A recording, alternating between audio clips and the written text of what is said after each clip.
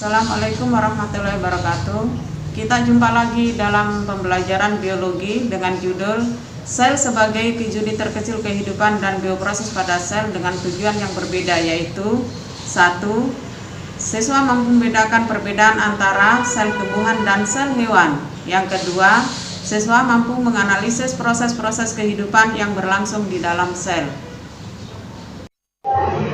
Ini merupakan perbedaan antara sel tumbuhan dan sel hewan. Perbedaan yang pertama yang bisa kalian lihat yaitu mengenai dinding sel. Pada sel tumbuhan dia mempunyai dinding sel, sedangkan pada sel hewan tidak mempunyai dinding sel. Di mana dinding sel ini berfungsi memberi bentuk sehingga bentuknya tetap.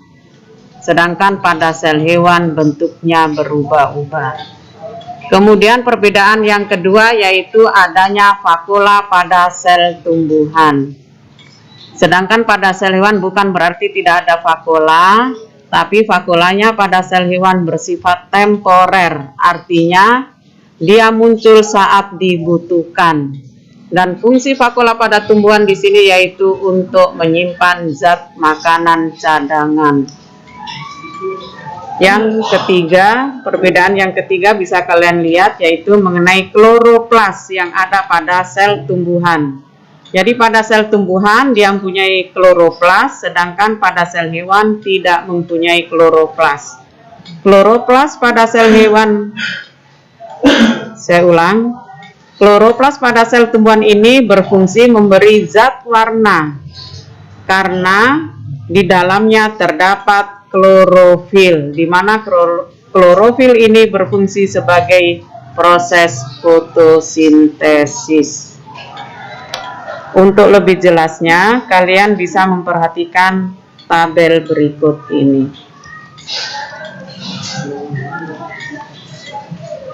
Ini merupakan tabel perbedaan antara sel tumbuhan dan sel hewan. Sekarang kita masuk tujuan pembelajaran yang kedua yaitu bioproses dalam sel. Bioproses dalam sel ini meliputi 3 bagian yaitu mekanisme transport melalui membran, sintesis protein dalam sel, dan reproduksi sel. Yang pertama yaitu kita masuk mekanisme transport melalui membran. Terdiri dari transport pasif dan transport aktif. Transport pasif adalah merupakan perpindahan molekul atau ion tanpa menggunakan energi sel. Perpindahan molekul tersebut terjadi secara spontan mengikuti gradien konsentrasi. Contoh transport pasif yaitu difusi dan osmosis. Yang pertama yaitu difusi. Difusi adalah perpindahan molekul-molekul zat dari konsentrasi tinggi ke konsentrasi rendah, baik melalui membran plasma ataupun tidak. Sedangkan osmosis adalah perpindahan molekul-molekul pelarut, misalnya air, dari larutan berkonsentrasi rendah atau yang disebut dengan hipotonik ke larutan yang berkonsentrasi tinggi atau yang disebut dengan hipertonik dan melalui selaput membran semi permeabel. Difusi bisa dilihat pada gambar ini. Bulatan-bulatan kecil ini merupakan zat terlarut. Sedangkan yang berwarna putih ini adalah zat pelarut, di mana zat terlarut yang berkonsentrasi tinggi akan berpindah ke zat pelarut yang berkonsentrasi rendah, sehingga hasil akhir dari peristiwa difusi adalah keseimbangan.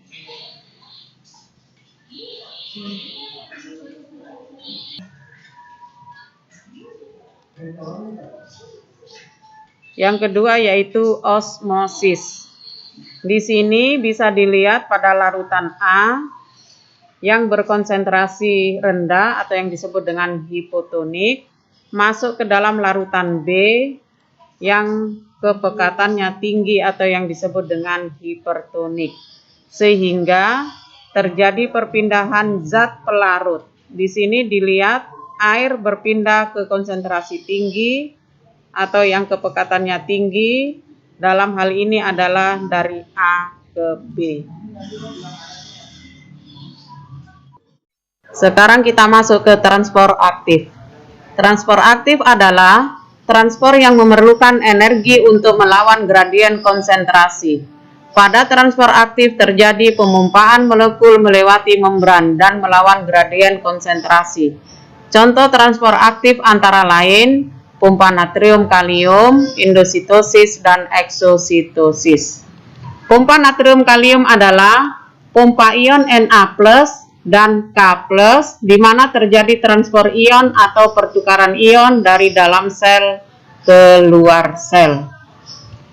Endositosis adalah proses pemasukan zat ke dalam sel, sedangkan eksositosis adalah proses pengeluaran zat ke dalam sel.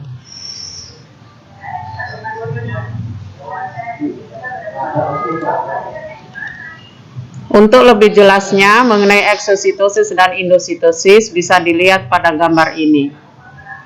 Ini merupakan gambar pengeluaran zat dari dalam sel ke luar sel yang disebut dengan eksositosis. Sedangkan yang ini merupakan contoh dari endositosis di mana terjadi pemasukan zat dari luar sel ke dalam sel. Yang berikutnya yaitu sintesis protein dalam sel. Terdiri dari transkripsi dan translasi. Kita awali dari transkripsi. Proses transkripsi diawali dari sintesis RNA dari salah satu rantai DNA sense atau rantai cetakan. Adapun rantai DNA komplemennya disebut rantai antisense. Rentangan DNA yang ditranskripsi menjadi molekul RNA disebut unit transkripsi. Dan transkripsi ini terdiri dari 3 tahapan, yaitu inisiasi atau permulaan, elongasi atau pemanjangan, dan yang ketiga terminasi atau pengakhiran. Pertama adalah inisiasi atau permulaan, yaitu dimulai dari promoter, yakni daerah DNA yang merupakan tempat melekatnya RNA polimerase. Promoter mencakup titik awal atau start point, dan transkripsi ini terjadi nukleotida yang menunjukkan dimulainya sintesis protein. Yang kedua yaitu elongasi atau pemanjangan. Ini terjadi saat RNA bergerak di sepanjang pilihan ganda DNA terbuka secara berurutan. Enzim RNA polimerase menambahkan nukleotida dari molekul RNA yang sedang tumbuh di sepanjang rantai DNA. Dan yang ketiga yaitu terminasi atau pengakhiran. Proses transkripsi akan berhenti setelah sampai pada terminator, yakni urutan DNA yang berfungsi menghentikan transkripsi atau sebagai kodon terminasi. Yang berikutnya yaitu translasi. Translasi adalah proses pelekatan antara tRNA dengan asam amino dengan bantuan enzim aminoasil tRNA sintetase. Dan ini terdiri dari inisiasi, elongasi, dan terminasi. Inisiasi yaitu ribosom kecil mengikatkan diri pada mRNA dan tRNA inisiator. Ribosom melekat pada salah satu ujung mRNA. Di dekat pelekatan tersebut terdapat kodon star atau yang disebut dengan AUG yang melawan kode untuk membentuk asam amino metionin. Kodon ini memberikan sinyal dimulainya proses translasi. Yang kedua yaitu elongasi. Pada tahap ini dimulai dengan terbentuknya asam-asam amino yang berkaitan dengan metionin. Molekul rRNA dari ribosom mengatalisis pembentukan ikatan peptida antara asam amino yang baru dengan ujung rantai polipeptida yang sebelumnya terbentuk dari asam amino yang dibawa tRNA. Dan yang terakhir yaitu terminasi. Terminasi atau yang disebut dengan pengakhiran akan berhenti setelah ribosom mencapai codon stop, yaitu UAA, UAG, atau UGA. Itulah proses-proses yang terjadi dalam sintesis protein.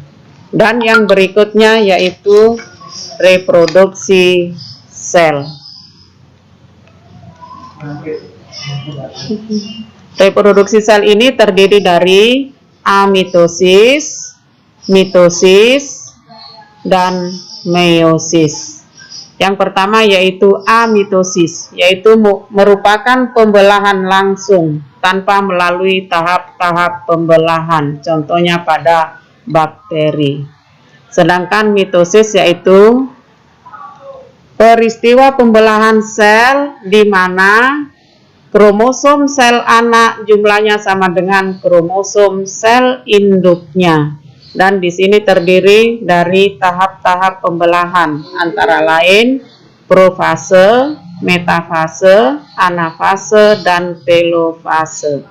Sedangkan meiosis adalah peristiwa pembelahan sel di mana kromosom anak setengah dari kromosom induknya. Untuk reproduksi sel ini lebih jelasnya nanti dibahas di kelas 12. Demikianlah pembelajaran hari ini, semoga bermanfaat bagi kalian semua. Sampai bertemu pada video pembelajaran berikutnya. Dan saya akhiri, wassalamualaikum warahmatullahi wabarakatuh.